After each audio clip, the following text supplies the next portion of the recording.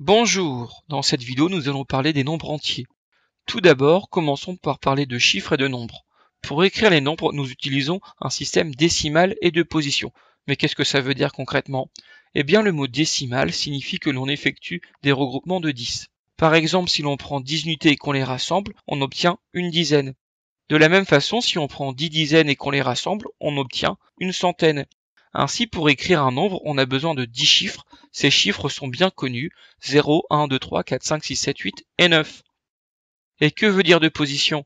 Eh bien, de position signifie que chaque chiffre représente une quantité différente selon son rang dans l'écriture du nombre. Par exemple, comment écrire ce nombre? On va trier et comptabiliser les différents éléments par classe. Commençons par les unités. Combien ai-je d'unités toutes seules? J'en ai deux, elles sont ici. Dans le tableau, j'écris dans la colonne des unités le chiffre 2. On passe maintenant à la classe des dizaines. Combien ai-je de dizaines séparées? J'en ai 4, elles sont ici. Dans le tableau, à gauche de la colonne des unités, j'écris dans la colonne des dizaines le chiffre 4.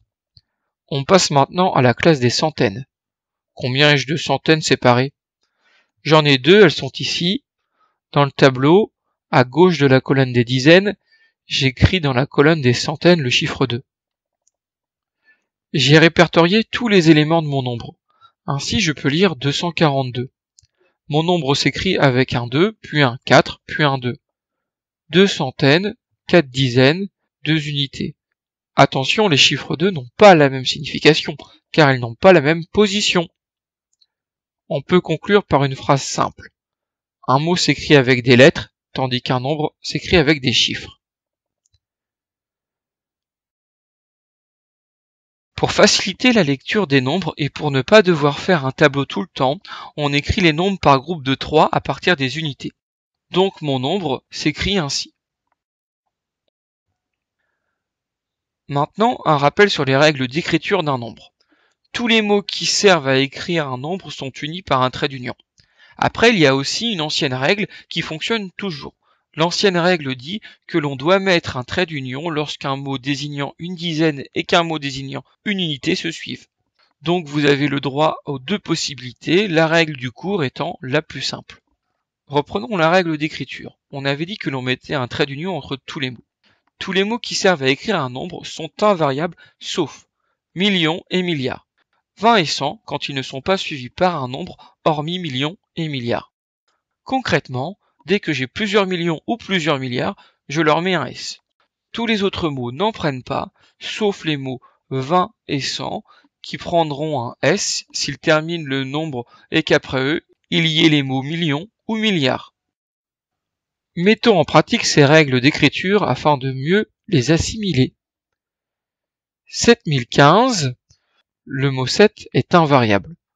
Le mot 1000 aussi, donc toujours pas de S. Le mot 15 est également invariable. Ainsi, on ne met aucun S.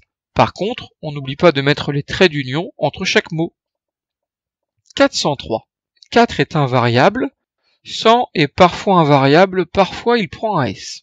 Il faut regarder ce qu'il y a après. Il y a le chiffre 3, ce qui veut dire que 100 n'est pas le dernier nombre. Donc il est invariable, il ne prend pas de S. 3 est aussi invariable, donc au final, 403 s'écrit ainsi, en n'oubliant pas de mettre les traits d'union. 400. 4 est invariable.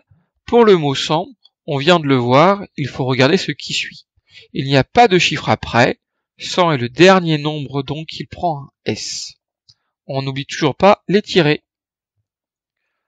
2 millions 2000. Million prend un S car il y en a deux, par contre 1000 est un mot invariable, donc pas de S. 583. Est-ce que 100 est le dernier mot dans 583? Non, donc il est invariable. Est-ce que 80 est le dernier mot dans 583? Non, donc il est aussi invariable. Ainsi, on écrit 583 sans ajouter de S. Pour 580, on se pose les mêmes questions. Est-ce que 100 est le dernier mot dans 580? Non, donc il sera invariable. Est-ce que 80 est le dernier mot dans 480? Oui, donc il prend un S. Ainsi, on écrit 580 de cette façon. Dernier exemple, 580 millions. Est-ce que 100 est le dernier mot dans 580 millions? Non, donc il sera invariable. Est-ce que 80 est le dernier mot dans 580 millions? Non, mais le mot qui suit est million. Et million prend un S, donc 80 aussi. Ainsi, on écrit 580 millions avec un S au 20 et un S au million. Voilà, c'est fini. Tu peux regarder une nouvelle fois cette vidéo si tu n'as pas tout compris. N'oublie pas de faire le QCM. On se retrouve en classe. Au revoir.